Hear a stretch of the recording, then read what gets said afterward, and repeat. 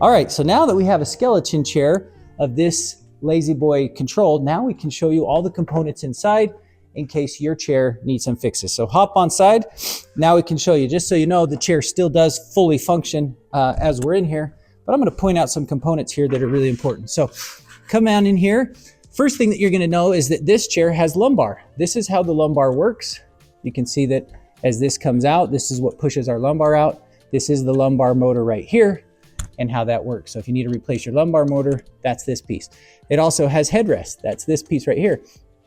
So this headrest piece comes out, and it's important to understand because in a headrest motor, the reason this spring is here is that the spring is actually what brings back in the motor. So sometimes people get the motor and they say, well, it doesn't go in and out. Well, it goes out power, but the way that it comes back is the spring is actually what's loading it back. Now, if you come in here to the base, we'll show you a couple other components. This particular chair has two different motors, one that's going to control the back, one that's going to control the feet. So without trying to get you here, you could see this right here is our leg rest motor. And you'll see that as it comes out, that's how that works.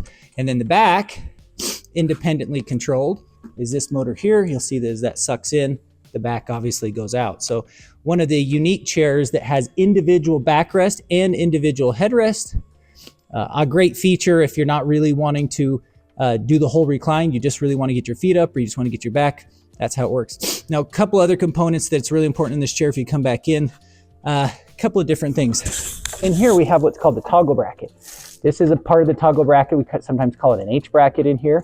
This piece can sometimes break. And then we have this piece, these pieces down here that are also part of the toggle bracket that also, they're plastic pieces and sometimes they can break as well. So those are the pieces that we're showing down here.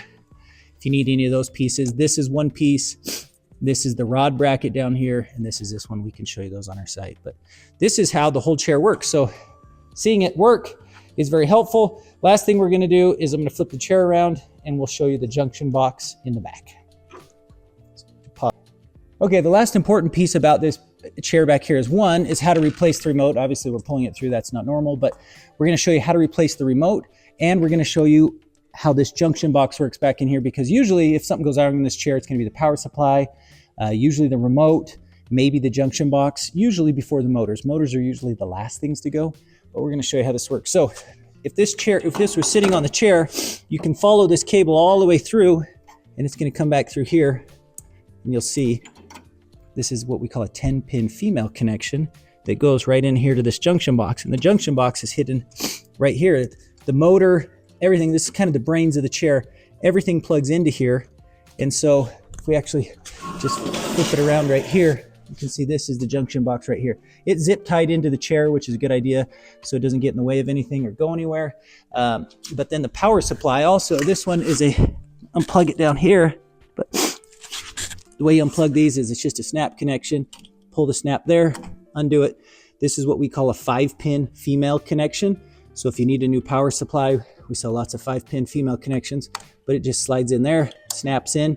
Sometimes we tell people not to snap it actually. So if somebody kicks it and rips it out, if you rip it out in some pieces, it's part of your motor, it rips it out. And this piece is gonna be part of your junction box. So you'd have to replace the whole junction box. So it doesn't need to actually be snapped in. This right here is still gonna be connected just fine, but if somebody kicks it, it's just gonna quick release and instead of replacing it. So that's the junction box. These are the pieces of a LaZBoy remote, a chair, and all the pieces that go with it. So these are all the pieces of this version of a LaZBoy recliner. Many of them are the same, and that's why we kind of showed it to you on this one. But if you have any questions, any need of any of these parts, contact us. We're more than happy to help here at Great Furniture Deal.